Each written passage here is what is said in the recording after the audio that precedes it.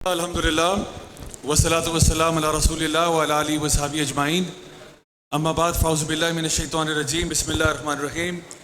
رب اشرح لی صدری ویسر لی امری واحلل عقدۃ من لسانی یفقہوا قولی۔ السلام علیکم ورحمۃ اللہ وبرکاتہ۔ الحمدللہ جی، یہ میرا سیکنڈ ٹائم ہے یہاں کامسیٹس میں، اور ہمیشہ جب بھی یہاں پہ آتا ہوں تو بہت خوشی ہوتی ہے آپ لوگوں کا جوش و خروش دیکھ کے۔ کیسر بھائی کا بہت شکریہ، انہوں نے بہت ہی اچھے طریقے سے لبرلزم اور ایتھیزم کا فلسفہ جو ہے وہ آپ کے سامنے رکھا، اور میرا کام بہت آسان کر دیا، بیکاز اب جو میں آ کے بات کروں گا میرے لیے وہ آپ تک پہنچانا ایزی ہو گیا۔ آپ لوگوں کی تمام مینجمنٹ کا، آپ کے ہیڈز کا، آپ کے اسٹوڈنٹ سوسائٹیز کا، کریٹیبلٹی سوسائٹی کا بہت بہت شکریہ، اور مجھے انسٹاگرام پہ جس نے ٹیگ کیا ان کا بہت شکریہ۔ اسٹوریز میں دیکھ رہا تھا آپ لوگوں نے ماشاءاللہ ایک ایک چیز، کیونکہ دیکھیں ہم لوگ جو اسپیکرز آتے ہیں نا، اصل میں بہت سارا کریڈٹ ہم لے جاتے ہیں، لیکن ہمارا کام صرف بولنا اور بات کرنا ہوتا ہے۔ یہ جو ایونٹ پورا آرگنائز کیا ہے تو میں سمجھتا ہوں کہ سب سے بڑا کریڈٹ تو ان لوگوں کو جاتا ہے جنہوں نے اس کو آرگنائز کیا، مینیج کیا۔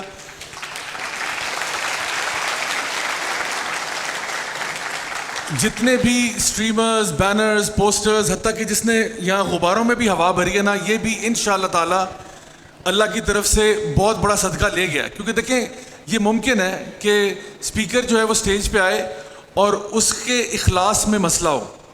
یہ ہو سکتا ہے کہ اسپیکر سٹیج پہ آئے اور وہ اس کا اخلاص وہ وہاں پہ نہیں ہے جہاں ہونا چاہیے تھا، جیسے کہ صحیح بخاری کی پہلی حدیث ہے نا کہ انما الاعمال بالنیات، اعمال کا دار و مدار نیتوں پر ہے۔ تو اگر میں یہاں پہ آپ کے سامنے تقریر کرتا ہوں اور بڑی واہ واہ ہوتی ہے اور کمال ہو جاتا ہے، اور میرے دل میں یہ بات ہے کہ بھئی میں واہ واہ مجھے مل گئی اور میں خوش ہو گیا، تو پتہ نہیں میرے یہ اعمال اب اللہ کی جو نا بارگاہ میں قبول ہیں یا نہیں ہے، یہ بہت بڑا سوال بن جائے گا۔ لیکن ہو سکتا ہے جس نے بلونز میں ہوا بھری ہے اس نے خالص اللہ کی رضا کے لیے کام کیا ہو، جس نے کرسیاں لگائی ہیں اس نے خالص اللہ کی رضا کے لیے کیا ہو۔ تو اس لیے میں کہتا ہوں کہ سب سے بڑا کریڈٹ ان لوگوں کو جاتا ہے جو شاید آپ کو اسٹیج پر نظر بھی نہیں آتے، لیکن کام بہرحال انہوں نے کمال کا کر دیا۔ تو میری طرف سے بہت بہت جزاک اللہ خیر تمام آرگنائزرز کو۔ نا موونگ فارورڈ، مجھے جو ٹاپک ملا ہے وہ جینڈرز کے بارے میں ہے، اور خاص طور پہ فیمنزم کے بارے میں۔ تو میں آپ کے سامنے کچھ چیزیں رکھوں گا ہسٹوریکلی، اور پھر میں آج کا جو ہمارے مسئلہ ہے اس کی طرف جاؤں گا۔ دیکھیے، جہاں پہ ابھی کیسر بھائی نے بات کی لبرل پوری فلسفی کے بارے میں، اور لبرلزم نے کیا نیگیٹو اثرات اس کے آئے ہیں، ایک لبرلزم کا چھوٹا بچہ جو ہے نا وہ فیمنزم بھی ہے، یعنی لبرلزم کا ایک بچہ جو ہے وہ فیمنسٹ موومنٹ ہے۔ اور یہ موومنٹ جو ہے عام طور پہ جب آپ سوشیولوجی میں پڑھتے ہیں تو اس کے بارے میں بتایا جاتا ہے کہ یہ فرسٹ ویو فیمنزم جو ہے یہ 1880 سے سٹارٹ ہوئی and so on, but the reality is کہ یہ 1880 سے بہت پہلے یہ موومنٹ سٹارٹ ہو چکی تھی۔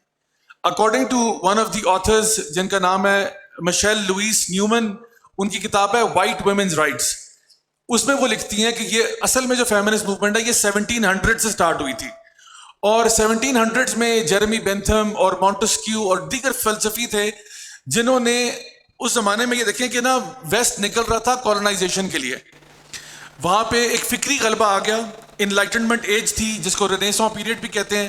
اس ایج آف انلائٹنمنٹ جہاں پہ وہ لوگ انہوں نے ڈیسائیڈ کر لیا کہ اب ہمارا دین سے کوئی تعلق واسطہ نہیں ہوگا، ہم بڑے سوچے سمجھے طریقے کے ساتھ دین کو ریجیکٹ کرتے ہیں، دین کے معاملے میں ہم کوئی بات نہیں کرنا چاہتے، ہماری گورنمنٹس لبرل ہوں گی، ہماری گورنمنٹ سیکولر ہوں گی، یعنی کہ آپ نے دین جس نے گھر میں پریکٹس کرنا ہے وہ کرے، گھر میں اللہ نہ کرو، ہمیں نہ بتانا کہ ہم نے قانون سازی کیسے کرنی ہے، ہمیں نہ بتانا کہ بھئی یہ حلال ہوتا ہے حرام ہوتا ہے، تو اس میں خاموش ہو کے سائڈ پہ بیٹھ جاؤ۔ تو یہ بیسکلی سیکولرزم تھا۔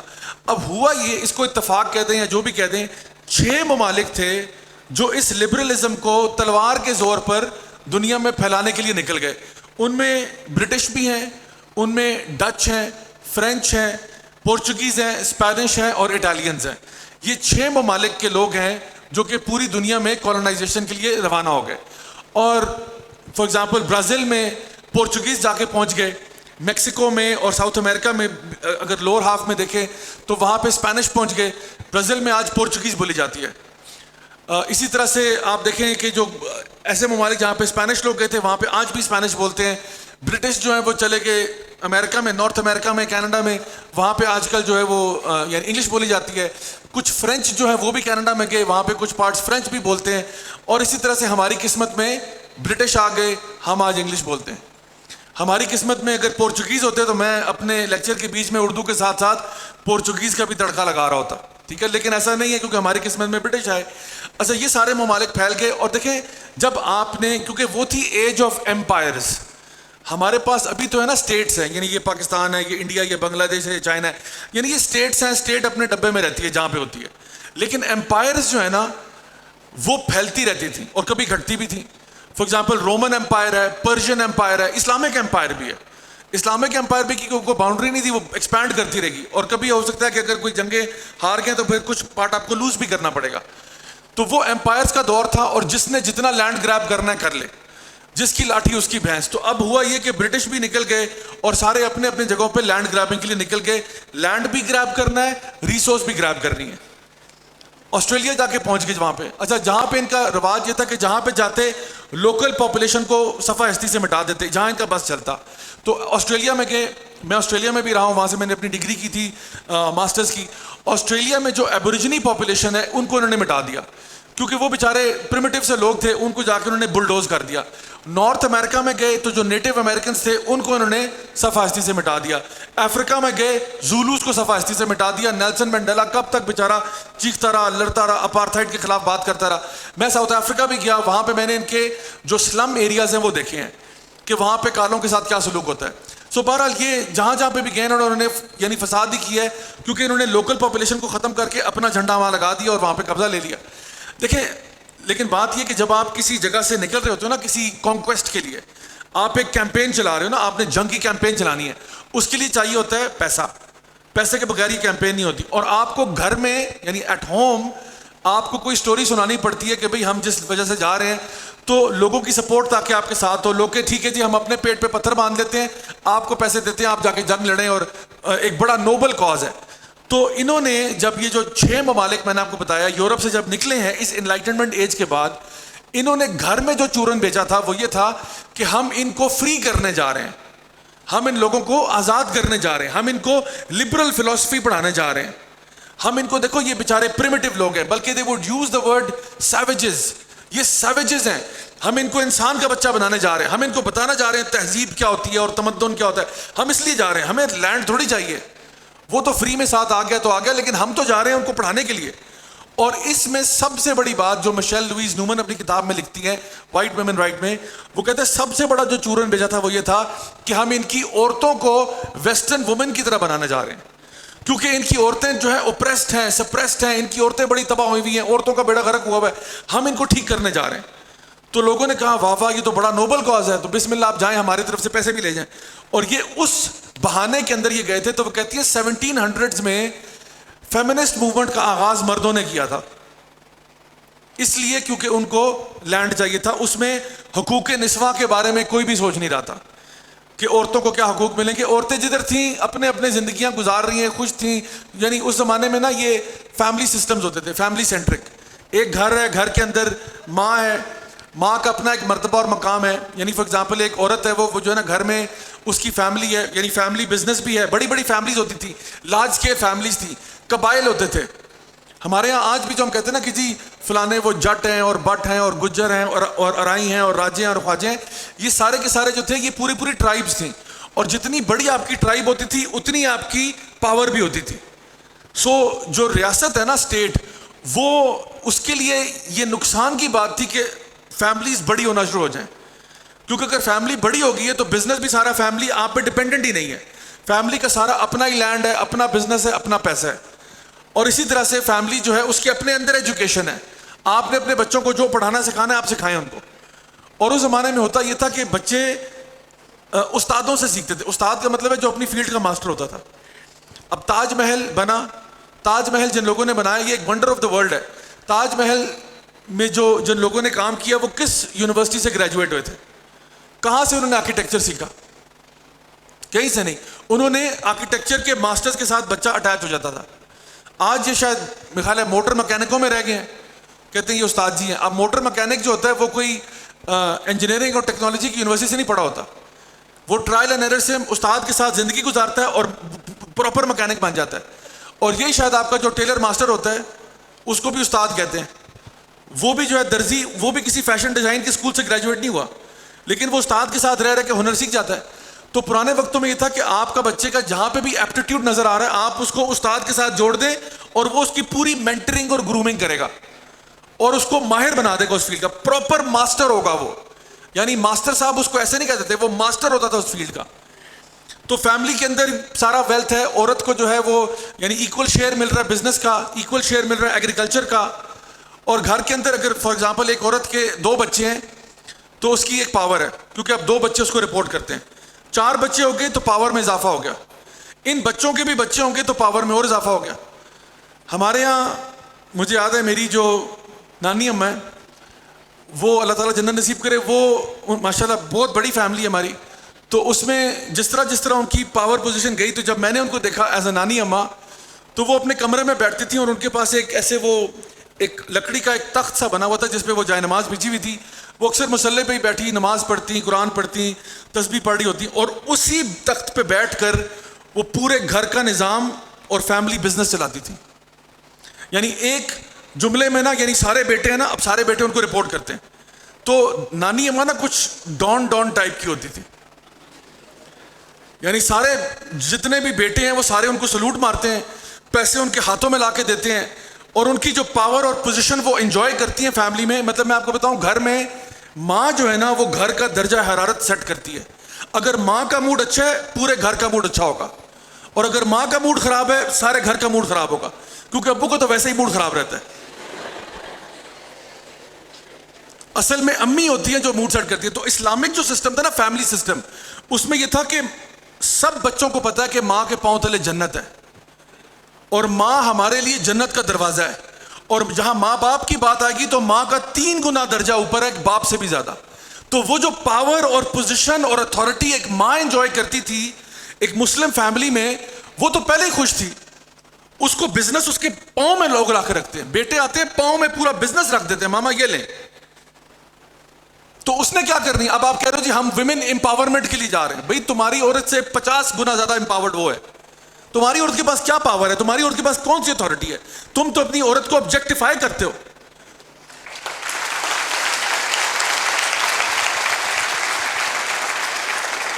تم نے تو اپنے گھر کی عورتوں کو لا کے بازار کی زینت بنا دی ہے. اصل امپاورمنٹ تو اس عورت کی ہوئی ہے جس کو سب سلوٹ مارتے ہیں اور سب اس کو جواب دیتے ہیں. تو یہ فرق تھا جب وہ یہاں پہ آئے, انہوں نے کہا نہیں جی ہم نے ان کی عورتوں کو ٹھیک کرنا ہے. اچھا جی پہنچ گئے.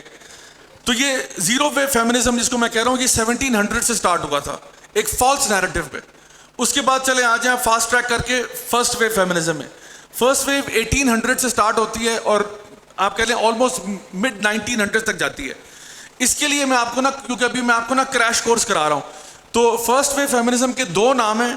ایک خاتون تھی جن کا نام تھا میری وولسٹون کرافٹ, اور دوسری خاتون جن کا نام تھا ریبیکا لیٹیمیر فیلٹن. یہ 2 خواتین جو تھیں, انہوں نے بیسکلی ویمنز رائٹس کا کہہ لیں کہ تھوڑا سا کام جو نا سٹارٹ کیا. ان کے 2 مطالبات تھے. پہلا مطالبہ یہ تھا کہ کیا عورت جو ہے اور مرد دونوں کے پاس عقل نہیں ہے؟ جواب ہے بالکل ہے. تو انہوں نے کہا جس طرح مردوں کو اپنی عقل کو پالش کرنے کے لیے اسکولوں میں اور کالجوں میں بھیجا جاتا ہے, عورتوں کو بھی ایجوکیشن کا حق ہونا چاہیے. بالکل یہ مناسب کلیم تھا, اس میں کوئی مسئلہ نہیں ہے. دوسرا کلیم یہ تھا کہ کیا عورت جو ہے وہ ایک ملک اور قوم کی سٹیزن نہیں ہوتی؟ تو انہوں نے کہا بالکل ہوتی ہے, اس میں کیا ایسی بات. انہوں نے کہا تو پھر اگر مرد ووٹ ڈال سکتا ہے تو عورت ووٹ نہیں ڈال سکتی. تو اگین یہ بڑا ایک لاجیکل کلیم تھا, بڑا ریشنل کلیم تھا, اور یہ سمجھ میں بھی آتی ہے بات. تو انہوں نے کہا کہ جی عورت کو ووٹ. اب یہ دیکھیں ہمارے لیے تو یہ مسئلہ نہیں تھا. 1400 سال سے ہمیں یہ بات پتہ ہے کہ علم کا حاصل کرنا ہر مسلمان مرد اور عورت پر فرض ہے. یہ نہیں کہ جی بہتر ہے اگر کر لیں, فرض ہے اس کے اوپر. ہمارا دین تو یہ کہہ رہا ہے. دوسرا, ہمارا دین میں نبی کریم صلی اللہ علیہ وسلم مردوں اور عورتوں دونوں بیعت کرتے تھے آپ صلی اللہ علیہ وسلم کو. تو یہ نہیں آپ نے کہا کہ جی مرد بیعت کر لو, عورتیں جو ہیں وہ چلیں, خیر ایسا کبھی بھی نہیں ہوا. تو ہمارے لیے تو دونوں ایکول سٹیزنس تھیں. تو یہ جو فرسٹ ویو فیمنزم ہے 1800 میں, غالباً 1882-83 میں پہلی یونیورسٹی نے عورت کو داخلہ دیا وہاں پہ, پہلی یونیورسٹی نے. تو اس کے اندر اگر آپ دیکھیں کہ انہوں نے یعنی جہاں پہ کام شروع کیا وہ 1880 میں جا کے کہیں ان کو سمجھ میں آ رہا ہے کہ عورت کو بھی ایجوکیٹ کر دینا چاہیے. اچھا یہ کلیم تو ان کا بہت اچھا تھا, جیسے کہ میں نے کہا نا کہ انہوں نے جو بات کی تھی بڑی معقول تھی, لیکن ایک پرابلم تھا. چھوٹا سا پرابلم یہ تھا کہ انہوں نے جو یہ رائٹس مانگے تھے یہ صرف وائٹ ویمن کے لیے مانگے تھے.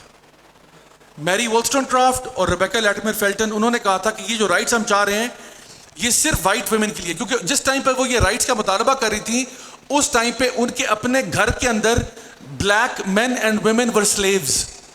تو they were not asking for these rights for these people. بلکہ ریبیکا لیٹمر فیلٹن جو ہے وہ تھوڑی سی ذرا کہتے ہیں ڈاڈی قسم کی خاتون تھی, وہ کہتی تھی آن ریکارڈ کہ I would rather see 100 black men lynched in the street than for one woman, white woman, to lose her right to education. مطلب میری بلا سے 100 جو افریقن امریکنز ہیں ان کو کوڑے مارے جائیں سڑکوں پہ, بجائے کہ تم ایک وائٹ عورت سے کہو کہ اس کا ایجوکیشن کا حق ہم چھین رہے ہیں. تو وہ لوگ تو اس حق میں نہیں تھے, نہ ہی وہ اس حق میں تھے کہ جی افریقہ میں زولو عورتوں کو ایجوکیشن کا رائٹ ملے, یا نیوزی لینڈ میں مواوی ویمن کو جو ہے وہ ایجوکیشن کا رائٹ ملے, یا ایبوریجنی ویمن کو ملے, یا نیٹو امریکنز کو ملے. وہ اس کے حق میں نہیں تھے. وہ کہتے ہیں صرف جو وائٹ ویمن ہیں ان کو رائٹ ٹو ایجوکیشن اور رائٹ ٹو ووٹ ہونا چاہیے, یہ ایکول سٹیزنز ہیں. بلیک عورت تو دور کی بات ہے, مین بھی ایکول سٹیزن نہیں ہے, نہ وہ آپ کے کسی ایجوکیشن سسٹم میں آنا چاہیے. تو یہ ان کا دعویٰ تھا. تو اب فرسٹ ویو فیمنسٹ موومنٹ کو جب ہم کریٹیک کرتے ہیں تو ہم کہتے ہیں دعویٰ کلیم ٹھیک تھا, لیکن اس کو یونیورسلی اپلائی کرنا چاہیے تھا. آپ نے اس کو ریسٹرکٹ کر کے اپنا کام خراب کیا. اٹ شوڈ بی یونیورسل کہ these rights should be for all women. تو یہ فرسٹ ویو فیمنزم ہے. اب آ جائیں سیکنڈ ویو پہ. سیکنڈ ویو جو ہے وہ مڈ 1900 سے سٹارٹ ہوتی ہے, 60-70 تک جاتی ہے. یہ جو موومنٹ ہے اس میں بھی ایک بہت بڑا نام, بلکہ فیمنسٹ موومنٹ کا سب سے بڑا نام ہے, فرینچ لیڈی ہیں سیمون ڈی بووار. سیمون ڈی بووار یہ فرینچ خاتون ہے, انہوں نے کتاب لکھی دا سیکنڈ سیکس, اور اس کتاب میں یہ لکھتی ہیں, جو چیپٹر آف بایولوجی ہے اس میں لکھتی ہیں کہ men and women are different. ٹھیک ہے, مین اینڈ ویمن آر ڈفرنٹ. اور وہ کیوں کہہ رہی ہیں ڈفرنٹ ہیں؟ وہ کہتی ہیں men and women are physically different, biologically different, anatomically different, emotionally different, psychologically different. وہ کہتی ہے ہر اعتبار سے مین اینڈ ویمن میں بہت سارے ڈفرینسز ہیں. اور وہ خود کہتی ہیں, اینڈ آئی کوٹ, کہ وہ کہتی ہیں کہ there is virtually no sport in which women can beat men, because men جو ہیں ان کی ہائٹ زیادہ ہوتی ہے, ویٹ زیادہ ہوتا ہے, مسل میس زیادہ ہوتا ہے, بون ڈینسٹی زیادہ ہوتی ہے, لنگ کیپیسٹی زیادہ ہوتی ہے, اسٹیمنا زیادہ ہوتا ہے, وغیرہ وغیرہ وغیرہ. وہ کہتی ہے کہ there is virtually no sport in which women can beat men. اسی لیے آپ نے دیکھا ہوگا جتنی بھی اسپورٹس ہوتی ہیں اس میں مین کی اسپورٹس علیحدہ ہوتی ہیں, ویمن کی علیحدہ ہوتی ہیں. ساتھ اگر آپ لڑوا دیں ان کو کہ جی باکسنگ میچ میں دونوں کو ساتھ ڈال دیں تو پرابلم ہو جائے گا. تو انہوں نے کہا کہ ڈفرنٹ ہے. لیکن یہ ساری بات کرنے کے بعد سیمون ڈی بووار یہ کہتی ہیں کہ although they are different but they should be treated the same in every place. یعنی وہ بیسکلی کہہ تو رہی ہے کہ دونوں ڈفرنٹ ہیں, ہر لحاظ سے ڈفرنٹ ہیں, لیکن پھر بس کہہ رہی ہے کہ بس مجھے نہیں پتا, جو بھی ہے دونوں کو ایکول ٹریٹ کرنا ہے آپ نے, اور ایکول اپرچونیٹیز دینی ہے ہر جگہ پہ. میں آپ کو یہ بتانا چاہتا ہوں ایسا دنیا میں کہیں پہ بھی نہیں ہوتا. دس نیور ہیپنس کہ دو مختلف چیزیں ہیں اور ان کو آپ سملر رولز میں ڈال دیں, یہ کبھی بھی نہیں ہوتا. مثال کے طور پہ آپ میں سے 2 خواتین ہیں, ان کو آئیڈیا آتا ہے جی بزنس کرنے کا. ایک خاتون کہتی ہے مجھے بیکنگ بہت اچھی آتی ہے, اور واقعی میں ان کو بڑی کمال کی بیکنگ آتی ہے, بیکنگ کرتی ہیں, کوکیز اور براؤنیز اور کپ کیکس بڑے کمال بناتی ہیں. ایک اور خاتون جو ہیں ان کو بزنس اچھا آتا ہے, وہ بزنس بھی کر لیتی ہیں, ان کو مارکیٹنگ کرنی بھی آتی ہے, ان کو آرڈر پلیسمنٹ اور ان کی ڈلیوری وغیرہ وہ کرنا آتا ہے, اور ایون وہ کہہ رہی ہیں کہ جی تمہارے بیکنگ پروڈکٹس کا میں انسٹاگرام پہ پیج بنا کے پکچرز وغیرہ لے کے پروڈکٹ فوٹوگرافی کر کے وہ بھی ڈال دوں گی, اور سارے آرڈر میرے پہ. تو دونوں کا آپس میں اگریمنٹ یہ ہو رہا ہے, دونوں سہیلیاں ہیں, فرینڈز ہیں, کہ تم بیکنگ کرو, تمہیں بیکنگ آتی ہے, مجھے بیکنگ نہیں آتی بالکل, اور مجھے بزنس اچھا آتا ہے, تمہیں بزنس بالکل نہیں آتا. تو تم ایسا کرو بہن, تم کچن میں جاؤ, بیکنگ کرو, اور سارا بزنس میرے پہ چھوڑ دو, میں وہ کام کرتی ہوں. تو ہفتے میں اگر 7 دن ہے تو 6 دن ہماری یہ دکان چلے گی, 1 دن ہم چھٹی کریں گے, and this is how the business will run. تو یہ ہے ماڈل اے, کہ آپ فار ایگزامپل خود اس میں بزنس کو مینیج کریں, آپ کی فرینڈ اس میں بیکنگ کرے, اور 6 کے 6 دن ایسا ہی ہوگا. دوسرا ماڈل بی جو ہے وہ یہ ہے کہ یہ جو آپ کی فرینڈ ہے اس نے یہ سیمون ڈی بووار کی کتاب پڑھ لی تھی, اور اب وہ آپ سے کہہ رہی ہے کہ بھائی مجھے نہیں پتا, ہمیں برابری ہونی چاہیے. تو 3 دن بہن میں کچن میں ہوں گی اور 3 دن تم کچن میں ہوگی. میں نے ٹھیکہ اٹھایا ہوا ہے بیکنگ کرنے کا, اور پھر آپ بھی کہتی ہیں ہاں میں نے کون سا ٹھیکہ اٹھایا ہوا ہے بزنس کرنے کا. ٹھیک ہے 3 دن میں کچن میں جاتی ہوں, 3 دن تم بزنس سنبھالو. اب مجھے بتائیں آپ کی بزنس کی سکسیس کے لیے ماڈل اے زیادہ بہتر ہے یا ماڈل بی؟ کون سا ماڈل؟ اے. اچھا اب ماڈل اے, اور پوری دنیا میں ایسا ہی ہوتا ہے کہ جب آپ کو ریزلٹس چاہیے ہوتے ہیں تو آپ ہر جو بھی یونٹس ہیں اس کو آپٹیمم پرفارمنس پہ یوٹیلائز کرتے ہیں. اگر آپ یہ دوسرا والا ماڈل لیں گے فیک مساوات کے نام پر کہ جی آدھا ٹائم تم ادھر آدھا ٹائم تم ادھر, تو آپ کا بزنس بہت جلد کلیپس ہو جائے گا. جس دن آپ جس کو بیکنگ نہیں آتی بیکنگ کرنے جائیں گے اس دن سارے پروڈکٹس خراب نکلیں گے اور آپ کسٹمر لوز کریں گے. اور جس دن وہ بزنس کر رہی ہیں اس دن آرڈر ٹائم پہ ڈلیور نہیں ہو رہا, غلط آرڈر کسی اور کو جا رہا ہے, پورا سارا نظام تہس نہس ہو جائے گا. یہ گاڑی نہیں چل سکتی اس طرح. وہ یاد کریں 92 کا جو ورلڈ کپ ہوا تھا, سنا ہے وہ 2005 میں ہوا تھا, سنا ہے میں نے.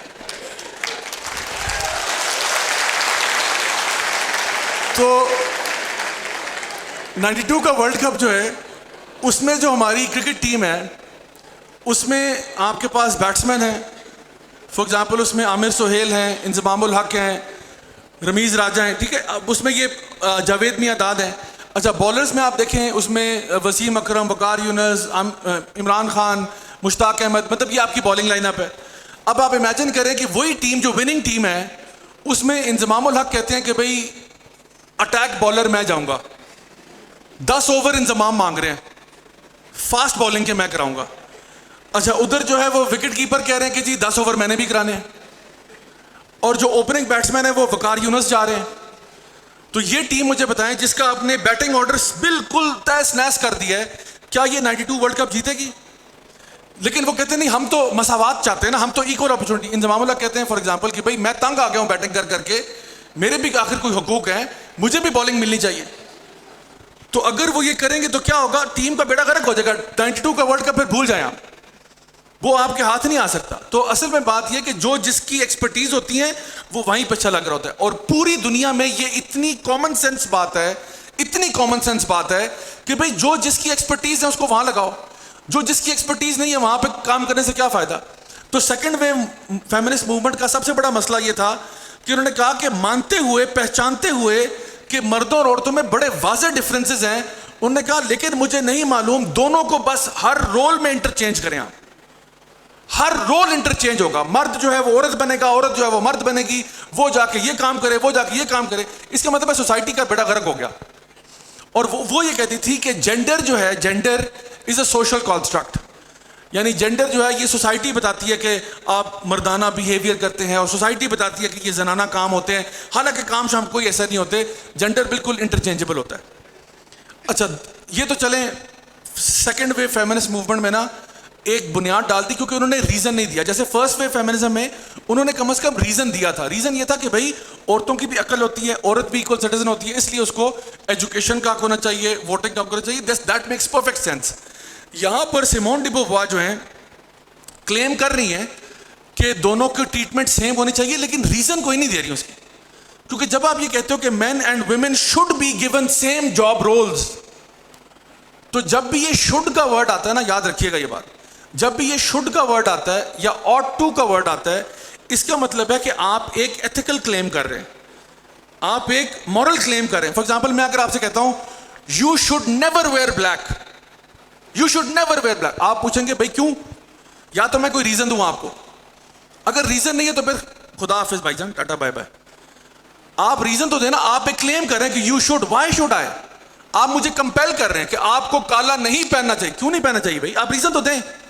تو ریزن ہی کوئی نہیں, آپ کہہ رہے ہو men and women should be treated like this, but reason تو دو نا کیوں. بیکاز یہ تو کہیں پہ بھی نہیں ہوتا کہ دو مختلف چیزیں ہیں ان کو آپ سملر رول میں ڈال دیں, یہ کہیں پہ بھی نہیں ہوتا. کوئی بزنس, کوئی ادارہ, کوئی آرگنائزیشن اس طرح چل ہی نہیں سکتی. تو یہ سیکنڈ ویو فیمنزم ہے. تھرڈ ویو میں کیا ہوا, پاگل پن میں اضافہ ہو گیا. اضافہ یہ ہوا کہ اس میں ایک خاتون آئی جوڈتھ بٹلر کے نام سے, ایک اور آئی بیٹی فریڈان جن کی کتاب ہے دا فیمینن مسٹیک. وہ اب کہتی ہیں کہ انہوں نے کیا کیا کہ ان کو اب پتا تھا کہ سیمون ڈی بووار سے ایک مسئلہ ہو گیا کہ انہوں نے یہ کہا کہ men and women should be treated the same, لیکن انہوں نے ان کے ڈفرینسز بیان کرنے کے بعد کوئی ریزن نہیں دیا. ان کو کیا خیال آیا, انہوں نے کہا ایسا کرو مین اینڈ ویمن کی تمیز ہی ختم کر دو, just say that sex and gender both are social constructs. یعنی سیکس بھی جو ہے وہ سوشل کانٹریکٹ ہے. یعنی بچہ پیدا ہوتا ہے تو آپ کہیں کہ جی مبارک ہو انسان پیدا ہوا ہے, یہ نہیں کہو کہ مبارک ہو بیٹا ہوا ہے, مبارک ہو بیٹی ہوئے, آپ کے مبارک ہو واللہ عالم کچھ تو پیدا ہوا ہے.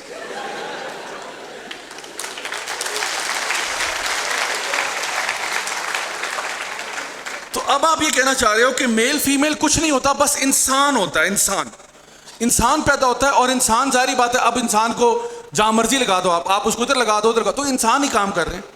تو اب ہیومن رائٹس کی بات آ گئی اور آپ نے یہ کہہ دیا. اب مسئلہ یہ تھا کہ یہ جو تھرڈ ویو فیمنسٹ ہیں انہوں نے کیونکہ سائنس کو ڈینائی کر رہے ہیں نا, اب آپ بایولوجی کو ڈینائی کر رہے ہو. اب آپ کہہ رہے ہو سیکس, بایولوجیکل سیکس جو ہے جس میں بندہ پیدا ہو رہا ہے, آپ کہہ رہے ہو اس کو ڈینائی کر رہے ہو. آپ ڈی این اے کو ڈیزائن کر رہے ہو, آپ کروموسومز کو جو نا ڈینائی کر رہے ہو, آپ وہ جو تھاؤزنڈز آف ڈفرینسز ہیں, ملینز آف ڈفرینسز ہیں, ان کو ڈینائی کر رہے ہو. Doctor John Gray P H D کی کتاب ہے بڑی مشہور, men are from Mars and women are from Venus. اس میں وہ بڑے مزے کے سائیکولوجیکل ڈفرینسز بیان کرتے ہیں مین اینڈ ویمن کے. وہ کتاب اٹھا کے ردی کی ٹوکری میں ڈال دیں آپ, کیونکہ آپ نے کہا مین ویمن ہوتے ہی کچھ نہیں ہے, بس انسان ہوتے ہیں, اور جو مرضی جس کو مرضی جہاں پہ پلیس کر دیں آپ. اس سے ہوا یہ کہ پھٹا ڈال گیا. پھٹا بڑا انٹرسٹنگ ہے, ہم بیٹھ کے اب سائڈ پہ نا پاپ کارن کھا سکتے ہیں اور ان کو پھٹا دیکھیں. پھٹا یہ چل رہا ہے کہ جو تھرڈ ویو فیمنسٹ ہیں اور ان کے آگے بھی جو فورتھ ویو یا نیو ویو جس کو ہم کہتے ہیں, نیو فیمنزم کہتے ہیں, ان کا پھٹا چل رہا ہے ڈارونسٹ کے ساتھ. کیونکہ جو ڈارونسٹ ہیں ان میں سے اکثریت آپ کو ایتھیسٹ کی ملے گی. تو ایک بڑی مشہور کنونشن ہوئی, وہاں پہ ڈارونسٹ کچھ پہنچ گئے, ایتھیسٹ کنونشن تھی, ادھر کو یہ تھرڈ ویو فیمنزم والے بھی آئے ہوئے تھی خواتین. تو ڈارون جو تھا نا, اگر آپ ڈارون کو پڑھیں تو ڈارون کا جو ویو تھا عورتوں کے بارے میں وہ انتہائی ڈیروگیٹری تھا. ڈارون کہتا تھا عورت جو ہے وہ پراپر طریقے سے ایوالو ہی نہیں ہو پائی ہے اور یہ اتنی انٹیلیجنٹ بھی نہیں. اس نے کہا کہ ایوولوشنری پروسیس کے اندر مرد جو ہے نا وہ ریڈی ہے فار سروائیول, کیونکہ مرد ٹفر ہے, اس کو آپ جنگل میں پھینک دو, سمندر میں پھینک دو, پہاڑوں میں پھینک دو, وہ بچ بچا کے نکل آئے گا. لیکن اس نے کہا عورت جو ہے وہ نیچرلی کمزور ہے اور اس کی وہ فزیکل کیپیبلٹیز نہیں ہے جو مردوں کی ہے, تو اس لیے اس نے کہا کہ عورت جو ہے وہ ابھی تک پراپرلی ایوالو ہی نہیں ہو سکی شاید. تو اس نے بہت ڈیروگیٹری چیزیں کہی ہوئی. اب مسئلہ یہ تھا کہ جو ایتھیسٹ ڈارونسٹ ہیں وہ جا کے تھرڈ ویو فیمنزم کے بیچ میں ڈیبیٹ ہو رہی ہے. تھرڈ ویو فیمنزم کہہ رہے ہیں مرد عورت کچھ نہیں ہوتا, وہ کہہ رہے ہیں نہیں بہن, آپ بہن ہی ہیں اور آپ بہت نیچے ہیں ہمارے سے. تو ان کے بیچ میں پھٹا چل رہا ہے, ہم تو سائڈ پہ بیٹھے ہوئے تماشا دیکھ رہے ہیں. اچھا, بیچ میں پھر وہ ٹرانسجینڈر بھی آ گئے, یعنی اور کوئی کمی رہ گئی تھی, ٹرانسجینڈر بیچ میں آ گئے. انہوں نے کیا کہا, اب ٹرانسجینڈرز کی ڈیبیٹ ہو رہی ہے, بڑی گرما گرم ڈیبیٹ ہو رہی ہے تھرڈ ویو فیمنسٹ کے ساتھ. کیوں ہو رہی ہے؟ کیونکہ تھرڈ ویو فیمنسٹ والے کہتے ہیں مرد عورت کچھ نہیں ہوتا, تو ٹرانسجینڈر کہہ رہا ہے میں کوئی پاگل تھا کہ میں مرد سے عورت بناؤں.